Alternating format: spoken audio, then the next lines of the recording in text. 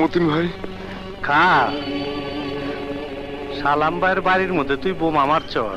মতিন ভাই। কি ভয় পাইতাছ? মতিন ভাই, আমি আমি কিছু করি নাই ভাই। ভয় নাই তো, তুই ঠিক মতন খা। তোর খাওয়া তো এখনো শেষ হয় নাই, এইটাই তোর আখিরি খাওয়া। পরানে যা যা চায়।